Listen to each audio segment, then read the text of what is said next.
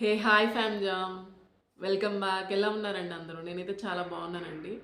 కొన్ని పిక్స్ చూసారు కదా, ఏంటనేది నేను చెప్తానండి, క్లారిఫికేషన్ నేను ఇస్తాను.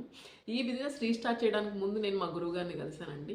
మా గురువుగారు అంటే మీకు తెలియకపోవచ్చు, నేను 9th 10th వచ్చేసరికి గీతా గురుకులం క్యాసనపల్లిలో చదివానండి. అక్కడ సామ్మయ్య మాస్టర్ అని ఒకళ్ళు ఉన్నారు, ఆయనే నా గురువుగారు. ఆయన వచ్చేసరికి English teacher come head master ఆ స్కూల్కి. మనం ఎవరిని పడితే వాళ్ళని గురువుగారు అనలేం కదండి. మన పర్సనల్ గ్రోత్కి ఇండైరెక్ట్గా కానీ డైరెక్ట్ కానీ ఎవరైతే హెల్ప్ఫుల్గా ఉంటారో వాళ్ళనే గురువుగారు అని నేను అంటానండి. సో ఆయనే నా గురువుగారు, నాకు చాలా హెల్ప్ చేశారు డైరెక్ట్గా కానీ ఇండైరెక్ట్గా కానీ నా పర్సనల్ గ్రోత్కి.